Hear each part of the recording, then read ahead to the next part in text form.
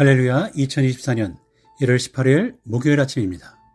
우리 함께 새벽 묵상 볼까요? 오늘 우리가 읽어야 할 말씀은 출애굽기 1장, 2장, 3장입니다. 새로운 출발, 여러분도 잘 시작하고 계시죠? 1장에서는 학대받은 이스라엘 자손들의 이야기가, 2장에서는 모세가 태어났고 3장에서는 모세를 부르시는 이야기가 나옵니다. 그 중에 출애굽기 1장을 살펴보면 새로운 챕터 출애굽기 1장은 누구를 두려워하시나요? 누구를 두려워합니까? 라는 질문을 우리에게 던지고 있습니다. 함께 말씀을 나누는 가운데 내 자신을 돌아보며 주님 앞에 솔직하게 두려움을 고백하고 주님만 두려워하며 온전히 주님을 믿는 저와 여러분 되시기를 간절히 바랍니다. 우리는 창세기에서 출애굽기로 한 장을 넘겼습니다. 하지만 사실 이 한 장의 기간은 어제 오늘이 아니라 400년이라는 긴 시간을 넘긴 것과 같습니다. 그럼 그 한 장의 시간 동안, 한 장이지만 400년의 길고 긴 시간 동안 어떤 일이 있었을까요? 6절 보시면 요셉과 그의 모든 형제와 그 시대의 사람은 다 죽었고, 창세기 후반부를 수놓았던 믿음의 영웅들은 모두 하나님 나라로 돌아가셨습니다. 그리고 7절에 이스라엘 자손은 생육하고 불어나 번성하고 매우 강하여 온 땅에 가득하게 되었더라. 처음 이집트에 이주해온 야곱의 자손들은 70명이었죠. 70명이었는데 400년 넘는 기간 동안 얼마나 많은 가족들이 늘어났겠습니까? 쟤네들이 번성하여 이집트에서 큰 민족을 이루게 되었습니다. 그리고 또 다른 변화가 있었죠. 8절에 요셉을 알지 못하는 새 왕이 일어나 애굽을 다스리더니, 정말 요셉을 알지 못했을까요? 세상을 구하고 이집트의 기근을 해결한 아주 탁월한 총리였는데 말입니다. 바로 이 말은 그게 아니라 왕조가 바뀌었다는 거죠. 왕조가, 시대가 바뀌었다는 거예요. 요셉을 총리로 등용하고 그를 통해서 이집트의 7년의 큰 흉년을 이겨내었던 그 왕조가 막을 내리고 새로운 왕조가 열렸다는 말입니다. 400년 동안 이런 많은 변화들이 일어났습니다. 이집트에서 새로운 왕조의 황제가 바로죠.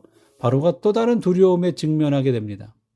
자기 선대의 왕조에서 허락했던 이주민들, 바로 히브리 민족이 비정상적으로 성장하는, 번성하는 것을 보았기 때문이죠. 지난 왕조를 뒤엎고 다시 새로운 왕조가 되었던, 지난 왕조에 동조했던 히브리 민족이 비정상적으로 번성하는 것을 보았다는 거예요. 이집트에는 다른 소수 민족들도 함께 섞여 있었습니다. 미국의 이민자들처럼 말이죠. 나일강가로 다들 몰려드는 거예요. 다른 소수 민족과는 비교가 안 되게 히브리 민족만 유독 많이 번성했습니다. 엄청난 수의 히브리 민족을 보며 바로는 두려워해집니다. 혹시 전 왕조가 반란을 일으키게 되면 야, 이들이 동조하는 거 아니야? 라고 해서 말이죠. 드디어 결단을 내립니다. 10절 볼까요? 자, 우리가 그들에게 대하여 지혜롭게 하자. 두렵건대 그들이 더 많게 되면 전쟁이 일어날 때에 우리 대적과 합하여 우리와 싸우고 이 땅에서 나갈까 하노라 하고.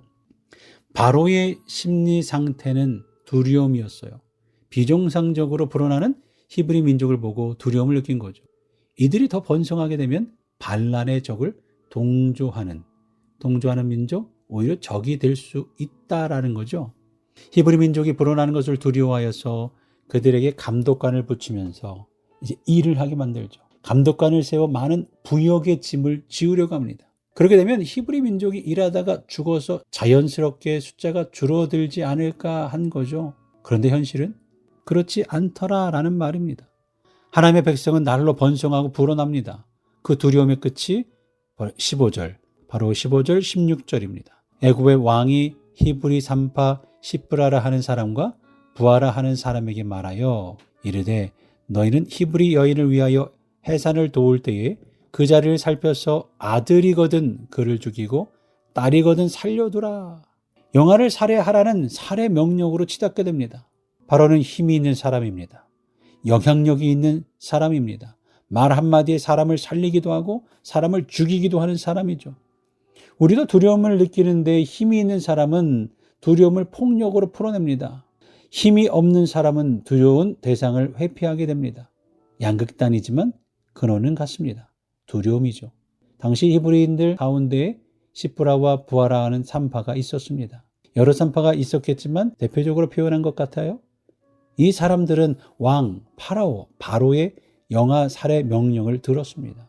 17절에 그러나 산파들이 하나님을 두려워하여 애굽 왕의 명령을 어기고 남자 아기들을 살린지라. 사람이 아닌 하나님을 두려워하는 히브리 산파 시프라와 부하는 사람을 살리게 됩니다. 무엇을 두려워하느냐, 누구를 두려워하느냐 하는 것은 결과적으로 큰 차이를 낳게 됩니다. 누구나 앞날과 미래에 대한 두려움이 있습니다. 내일은 어떻게 될까? 야, 미네소타의 삶은 어떨까? 정말 추워지네? 과연 오늘을 잘 살 수 있을까? 10년 뒤 우리는 무엇을 하고 있을까?